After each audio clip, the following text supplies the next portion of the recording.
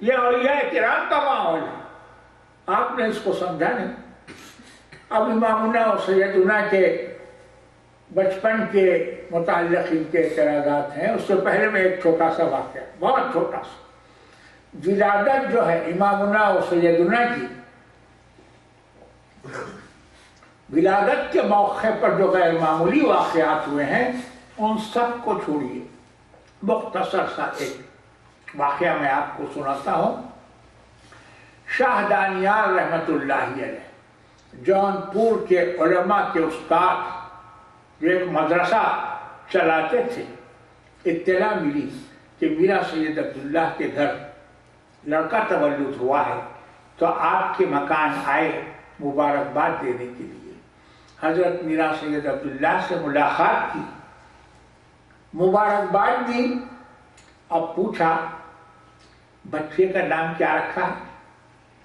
تو میرا سید عبداللہ رحمت اللہ علیہ نے جواب دیا کہ میں نے گزشتہ رات سرکار دو عالم صلی اللہ علیہ وسلم کو اپنے خواب میں دیکھا، مجھے حضور کی زیارت نصیب ہوئی، حضور مجھے حکم دے رہے ہیں، فرما رہے ہیں کہ تمہارے ہاں لڑکا ہونے والا ہے، اس کا نام میرے نام پہ رکھنا ہے۔ اس بنا پہ میں نے بچے کا نام سید محمد رکھا ہے۔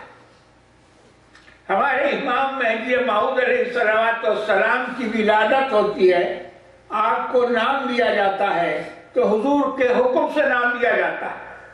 آپ نے غور فرمایا۔ اب آپ اس بارے میں اگر ہم پہ اعتراض کرتے ہیں اور گمان کرتے ہیں تو میں یہ عرض کروں کہ حدیث میں آیا ہے، حضور نے فرمایا میں کسی کے خواب میں آتا ہوں، کوئی مجھے خواب میں دیکھتا ہے تو سمجھو کہ اس نے مجھے کو دیکھا، اس لیے کہ شیطان میری شکل نہیں بنا سکتا۔ تو میرا سید عبداللہ نے حضور کو خواب میں دیکھا، حضور کا حکم سنا اور اس حکم کی تعمیل کی، اور اس سرکار دو عالم صلی اللہ علیہ وسلم کے حکم کی تاثیر یہ ہے کہ 550 سال سے ان لوگوں نے ہمارے آقا، ہمارے ہادی، ہمارے مولا سید محمد مہدی موعود علیہ السلام کے نام کو بدلنے میں کامیاب نہیں ہو سکے۔ نام بدلنے کا ان کو موقع ہی نہیں ملا۔ آپ کے والد کا نام سید عبداللہ تھا، خطاب سید خان تھا، تو یہ لوگ اس بات پہ اڑ گئے کہ سید خان نام تھا، خطاب نہیں تھا، سید عبداللہ نام نہیں تھا بلکہ سید خان نام تھا، اس لیے یہ مہدی موعود نہیں۔ بعد میں کسی نے حال کے زمانے میں کسی نے یہ کیا کہ ان کے والد کا نام یوسف الحسینی تھا، اس کو بدلا یوسف کر دیا۔ اب انٹرنیٹ پہ یہ الزام لگاتے ہیں کہ ان کے والد کا نام محمد یوسف تھا، جو کہ کسی تاریخ میں موجود نہیں۔ میں آپ کو اس سے پہلے اس کی تفصیل بتا چکا ہوں۔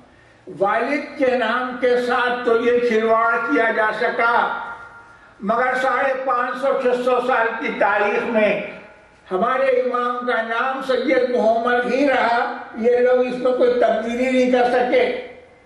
ورنہ جونپور کے عوام عقیدت سے، محبت سے آپ کو سید الاولیاء پکارتے، علماء نے آپ کو تعلیم کی تکمیل پر اسد العلماء کا خطاب دیا تھا۔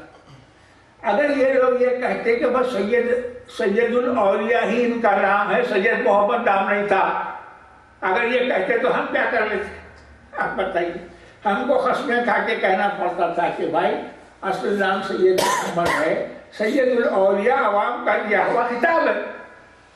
مگر یہ نوبت اس وجہ سے نہ آ سکی کہ حضور کے حکم کی یہ تاثیر ہے کہ ان کو بھی ماننا پڑتا ہے کہ سید محمد ہی آپ کا نام۔ آپ نے غور فرمایا۔ اب اعتراض کرنے والے نے یہ غور نہیں کیا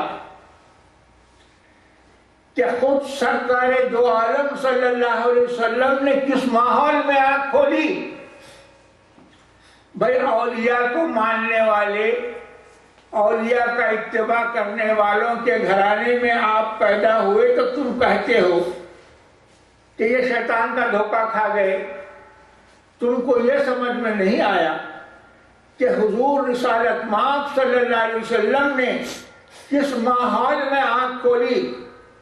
مشرکین کا ماحول تھا، مگر یہ اللہ تبارک و تعالیٰ کی مشیت ہے، اس کی قدرت ہے کہ اللہ نے آپ کو ساری دنیا کا سب سے بڑا موحد بنا کے دنیا کے سامنے پیش کیا، توحید کا سب سے بڑا علم بردار بنا کے پیش کیا، آپ کو آخری نبی بنایا جس پہ نبوت اپنے کمال کو پہنچ کے ختم ہو گئی، آپ کو آخری رسول بنایا، آپ کو آخری کتاب دی، آپ کو آخری شریعت عطا کر دی، حالانکہ آپ بت پرستوں کے ماحول میں پیدا ہوئے۔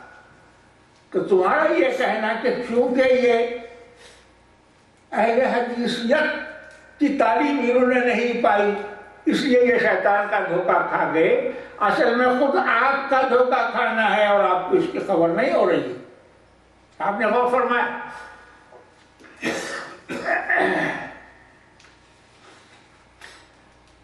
اب یہ ایک اور اعتراض کرتے ہیں اور کہتے ہیں کہ ابتدائی تعلیم جونپور میں ہوئی، شیخ دانیال جو تصوف کے بہت بڑے عالم تھے ان کے زیر پرورش رہ کر انہوں نے تعلیم اور زہد کی تعلیم حاصل کی۔ آپ نے غور فرمایا؟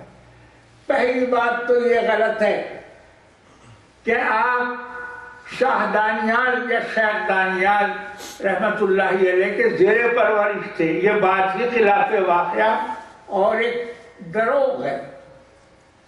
آپ اور آپ کے بڑے بھائی میرا سید احمد دونوں اپنے گھر سے شاہ دانیال کے مکتب کو مدرسے کو جاتے تھے، مدرسے میں تعلیم پا کے پھر اپنے گھر واپس آتے تھے۔